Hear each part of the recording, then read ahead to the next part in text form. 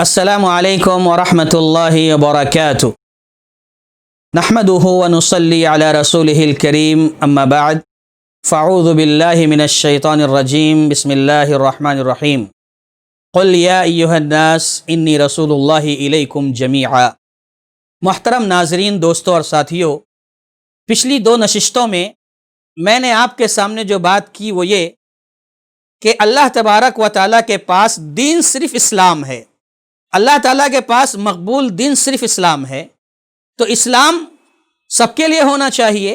تو اس کو ثابت کرنے کے لیے میں نے اس کے پہلی نشست میں یہ بات بتائی کہ اللہ تعالیٰ نے عبادت کا حکم دنیا کے سارے انسانوں کو دیا ہے، سارے لوگوں سے اس کا مطالبہ کیا ہے کہ وہ اللہ کی عبادت کریں۔ تو اس سے معلوم ہوتا ہے کہ دین اسلام صرف مسلمانوں کا دین نہیں ہے بلکہ سارے انسانوں کا دین ہے۔ اسی طریقے سے آج ایک دوسرے نقطے پر بات کرنا چاہتا ہوں، وہ یہ کہ جب عبادت کا حکم اللہ نے دیا تو اب سوال یہاں یہ پیدا ہوتا ہے کہ عبادت کیسے کریں گے، عبادت کا طریقہ کیا ہوگا، اس کی تفصیل کیا ہوگی۔ اگر انسان کو صرف یہ کہا جائے کہ عبادت کرو اور ان کو آزاد چھوڑ دیا جائے تو منمانی کرے گا۔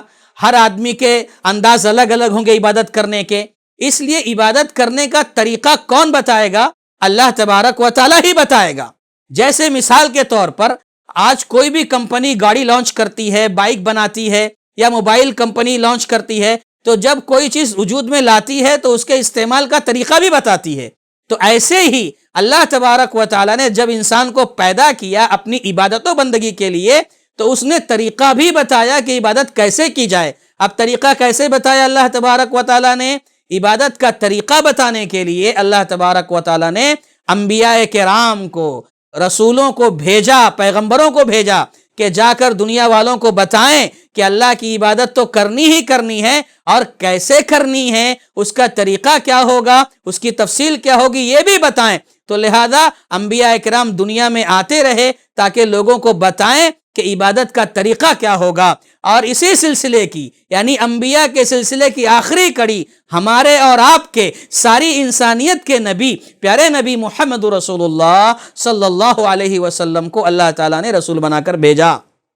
اب یہ رسول صلی اللہ علیہ وسلم کیا صرف مسلمانوں کے رسول ہیں یا کسی خاص علاقے کے رسول تھے؟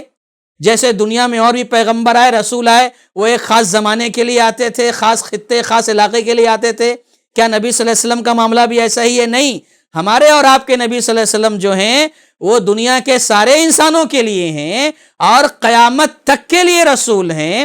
اللہ تبارک و تعالیٰ نے فرمایا قل یا ایھا الناس انی رسول اللہ الیکم جمیعا۔ اے نبی آپ کہہ دیجئے، اے نبی آپ بتا دیجئے، دنیا والوں کو سمجھا دیجئے کہ میں تم تمام کی طرف، اے لوگو، یا ایھا الناس، اے لوگو میں تم تمام کی طرف اللہ کا رسول بنا کر بھیجا گیا ہوں۔ یہاں پر بھی دیکھیے اللہ تعالیٰ نے جو لفظ استعمال کیا، یا ایھا الناس، اے لوگو میں تم تمام کی طرف رسول بنا کر بھیجا گیا ہوں، یعنی اللہ کے نبی صلی اللہ علیہ وسلم صرف مسلمانوں کے رسول نہیں ہیں۔ یہ نہیں کہا قل یا ایھا المؤمنون یا ایھا المسلمون، ایسا نہیں کہا انی رسول اللہ علیکم جمیعا، بلکہ یہ کہا ہے کہ اے دنیا کے سارے انسانوں میں تم تمام کی طرف رسول بنا کر بھیجا گیا ہوں۔ وما ارسلناک الا رحمتا للعالمین، کہا اللہ تعالیٰ نے، سارے عالم کے لیے رحمت بنا کر بھیجا ہے۔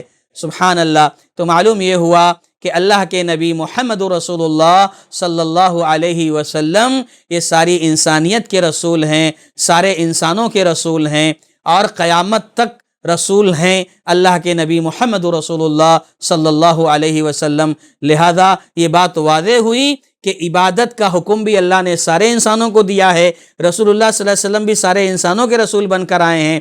رسول کس لیے آتا تھا؟ عبادت کیسے کریں اس کا طریقہ بتانے اور لوگوں کو جہنم کے راستے سے روک کر کے جنت کا راستہ دکھانے کے لیے آتا تھا، اور رسول اللہ صلی اللہ علیہ وسلم سارے انسانوں کے رسول ہیں۔ اللہ سے دعا کریں کہ اللہ تبارک و تعالی ہم تمام کو ان اہم باتوں کو سمجھنے کی توفیق عطا فرمائے۔